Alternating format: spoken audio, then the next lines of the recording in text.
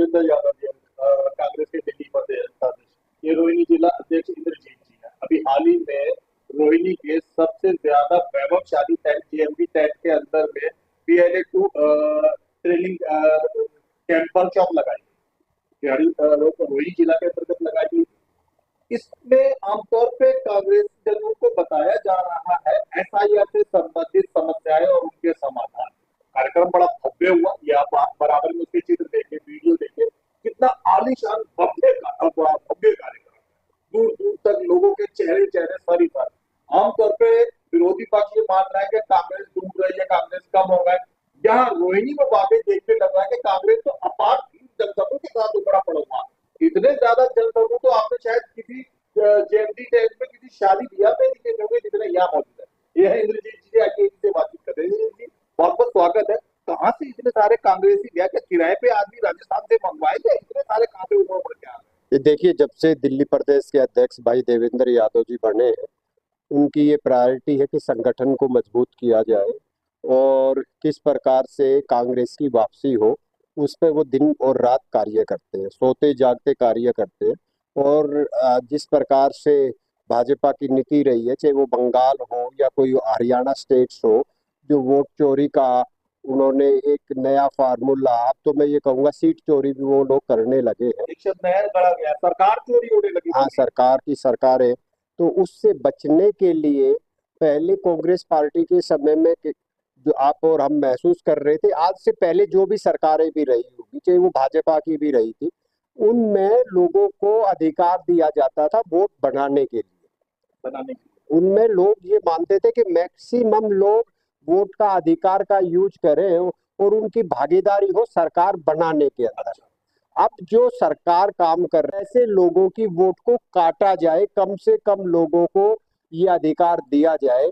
तो इसके तहत हमने बूथ लेवल के अपने जितने भी साथी हैं, उन लोगों को ट्रेन करने के लिए एक प्रशिक्षण शिविर रखा गया कि आप लोगों को घर घर आएंगे और आप लोगों को हर घर के दरवाजे पर जाकर ये बताना है कि आपकी वोट का एक फॉर्म भरा जाएगा। उसमें आपको हर व्यक्ति को ये ध्यान रखना है, और हमारा विशेषकर जो हमने BLO 2 बनाए हैं कि किसी साथी की वोट कटे ना, किसी साथी को कोई परेशानी उठानी ना पड़े, उसकी ट्रेनिंग हमने रोहिणी डिस्ट्रिक्ट की तरफ से हमारे जितने भी BLO 2 थे, किसी विधानसभा में 272 के आसपास है, किसी में 190 के आसपास है, किसी में 170 है, हमने हर साथी को बुलाया और उसको एक किट दी कि ये प्रशिक्षण ऐसे ऐसे आपको एक फॉर्म भरना है। 2-2.5 घंटे का प्रशिक्षण था।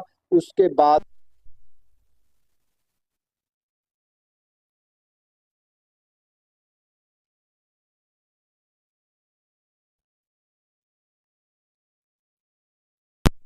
जिला अध्यक्ष साहब आपके अंदर में और कई सारे ढेर सारे ब्लॉक अध्यक्ष हैं। ये जो ट्रेनिंग वर्कशॉप हुआ, ये सिर्फ ब्लॉक अध्यक्षों के लिए हुआ या सब लोगों के लिए? ये ट्रेनिंग कैंप था BLA 1 और BLA 2 बूथ लेवल के ऑफिसर्स है। इसके अंदर 1200 से 800 के आसपास हर विधानसभा में मान लो अगर हमारे यहाँ बूथ अगर 90, 120 या 200 कुछ है, तो उसमें एक बूथ पर एक BLO 2 बनाया जाता है और एक विधानसभा में एक BLO 1 बनाया जाता है। BLO 1 तमाम BLO 2 को देखेगा जो हमारे ब्लॉक अध्यक्ष हैं या कॉर्पोरेशन का साथी चुनाव लड़े हैं, उनके सहयोग से ये लोगों को नियुक्ति। और हमारे अध्यक्ष ने पहली बार दिल्ली पर अच्छा, तो उसमें अगर आप स्कैन करेंगे तो उसको ये पता होगा कि इस BLO 2 के अंदर इस एरिया की इतनी ये वोटें आती हैं।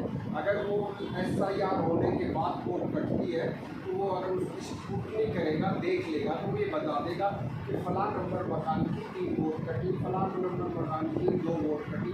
इस SIR में क्या होगा कि 2007 में भी जो व्यक्ति वोटर था उसकी मैचिंग होगी। अगर मान लो किसी की वाइफ यूपी में पड़ती है तो वहाँ से उसको अपनी वोट का वेरिफिकेशन करना। तो हमने लोगों को ये अवेयर 2026 है दोस्तों। इस 2026 में आप मान लीजिए कि मजाक का विषय बहुत ज़्यादा हुआ जा रहा है। शेखर सुमन साहब है, वो भी कॉमेडी कर रहा है, मजाक कर रहा है। कपिल शर्मा जो है वो भी साथ मजाक कर रहा है। हमारे राहुल गांधी जी भी आजकल बहुत मजाक करने लगे। मजाक में उन्होंने एक वाक्य कहा कि कांग्रेस में ही बड़े बड़े नेता चुनाव लड़ने के लिए तो आगे आगे आते हैं, लेकिन जब बूथ की बात होती है तो लाख चुनाव के 2 दिन पहले वो बूथ की तैयारी करते हैं, अपना बूथ तक नहीं संभाल पाते। ये बात कहाँ तक सच है कि कांग्रेस में चुनाव लड़ने के लिए तो बहुत सारे लोग आ रहे हैं, पर बूथ की तरफ लापरवाही है। पहली कांग्रेस मास और कांग्रेस हमेशा सिद्धांतों के आधार पर कांग्रेस की एक आइडियोलॉजी थी जो लोग एक व्यक्ति चाहे वो किसी भी धर्म का मानने वाला हो, वो कांग्रेस के सिद्धांतों के आधार पर कांग्रेस को समर्थन करता विचारधारा और एक आरएसएस और बीजेपी एक कट्टरपंथी एक विशेष संगठन की बात करने वाले एक विशेष समुदाय की बात करने वाले लोगों की एक बात थी।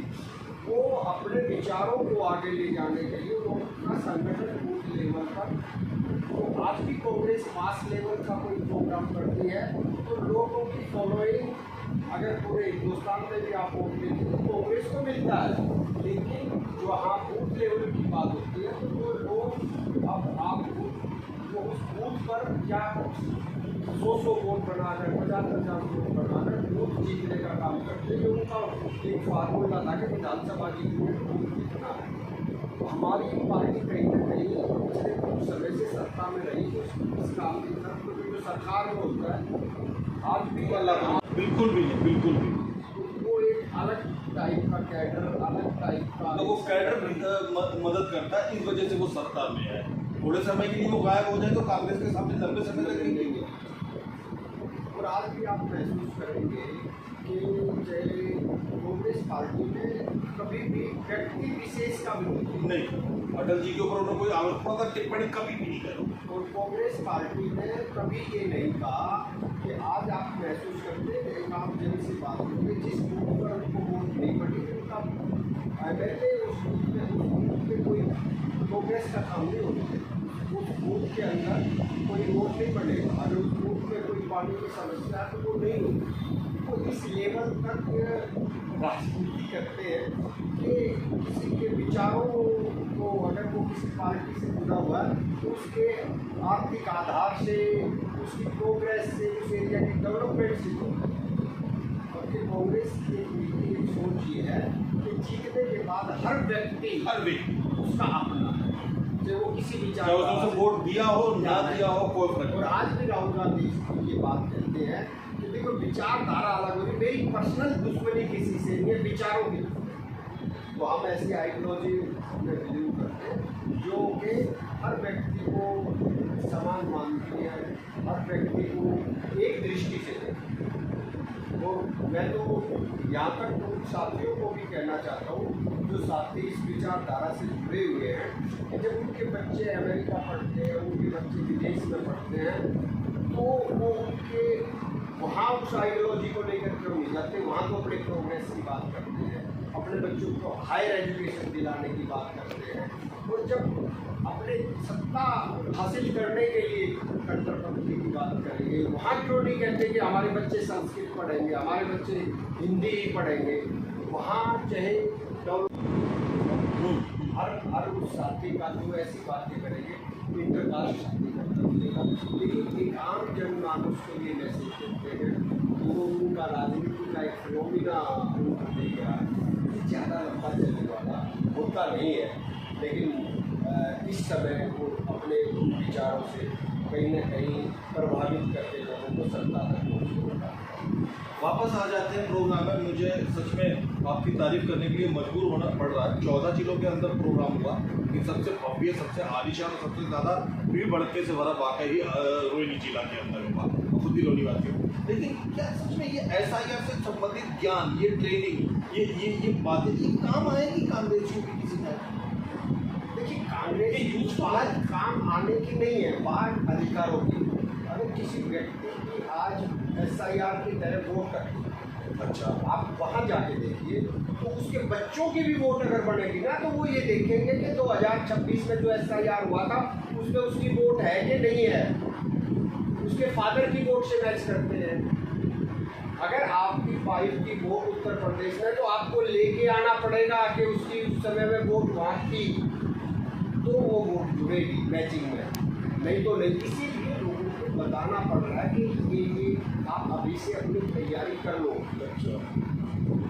अगर आप नहीं करेंगे तो जैसे मैं अपना उदाहरण दे रहा हूँ, मेरी वाइफ की वोट 91 में पड़ी, तो उससे कुछ समय पहले मुझे ये बताना पड़ेगा कि उससे पहले वो उसकी वोट कहाँ पे थी, नहीं तो उसकी वोट कट जाएगी। मेरे बच्चों को अगर कभी वोट पढ़ने की बात करवाएगी तो वो पूछेंगे कि इसके फादर की वोट कहाँ थी, इसकी मदर की वोट। ये बहुत ज़रूरी है आप एक आम आदमी को अपनी वोट बचाने।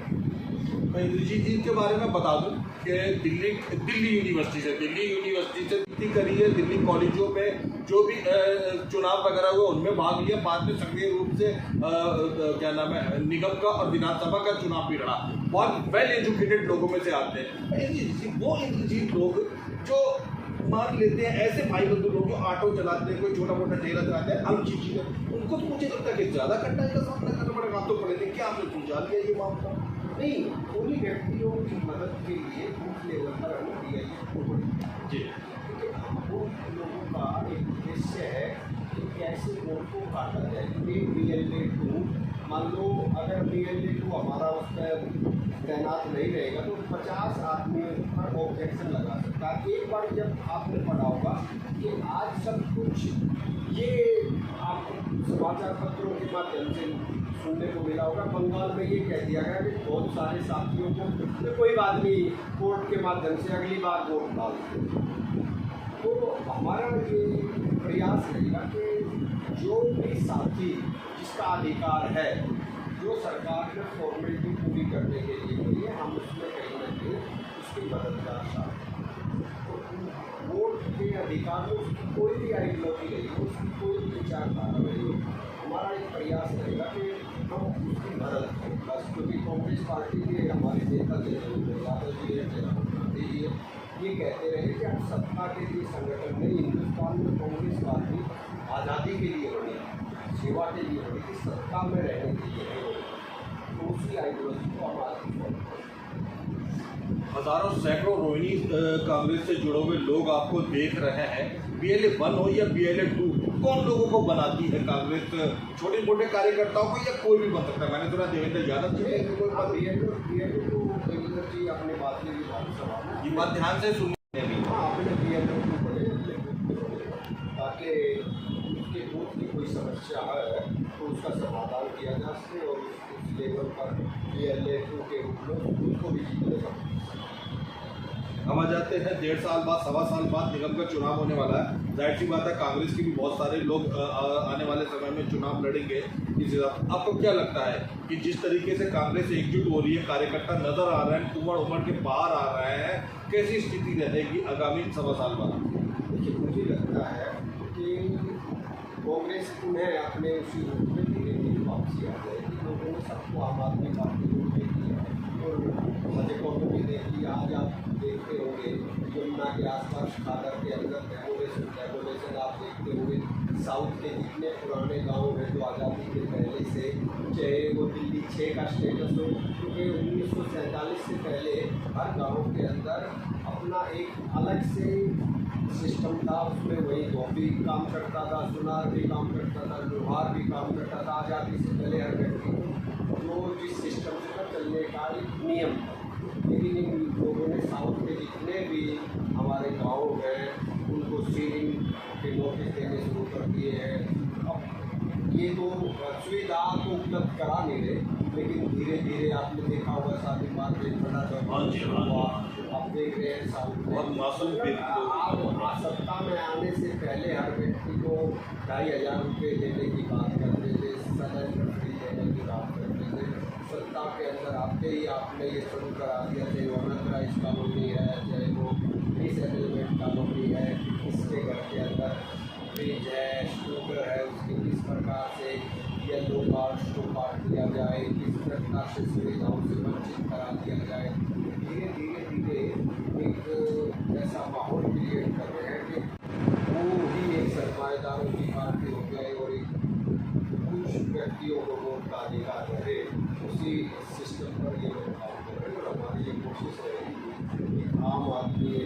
दौरान आपने भी सरकार बनाने में। अंतिम बात की तरफ आते हैं। आपके कार्यक्रम से फ्री होके देवेंद्र यादव दिल्ली प्रदेश अध्यक्ष जब एक दूसरे कार्यक्रम में गए, उन्होंने वहाँ पर क्षमा मांगी देर से आने के लिए। मैं काफ़ी ज़्यादा देर से आने के लिए क्षमा मांगता हूँ।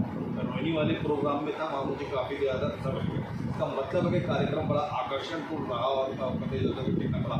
तो जो इतना सफलतापूर्ण कार्यक्रम हुआ, तो हम जिम्मेदार किसको माने? सिर्फ जिला अध्यक्ष इंद्रजीत को या ये टीम वर्क? क्या है, प्रदेश अध्यक्ष का अपना होम उनका भी बड़ा प्रभाव है, बादली होगा उनका एक बड़ा प्रभाव है। और हमेशा ही मैं तो ये कहूँगा कि मैं जो पहले डिस्ट्रिक्ट प्रेसिडेंट था तो वो बड़ी मदद करते हैं हमेशा। और खुद भी जो है ना बात करते हैं कि कौन साथी है कौन है। दिल्ली में तो उन्होंने संगठन को उठाया ही है और हम लोगों की मदद में भी वो सक्रिय भूमिका निभाते हैं।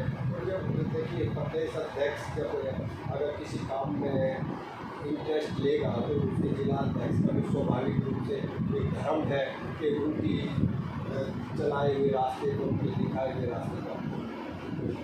हमारे चैनल को समझिए, उसके लिए बहुत बहुत धन्यवाद। आप देखते रहिए। साथ में जो आपको वीडियो और तस्वीरें नजर आ रही हैं, ये JMD 10 के अंदर BLA 2 ट्रेनिंग वर्कशॉप के विषय में।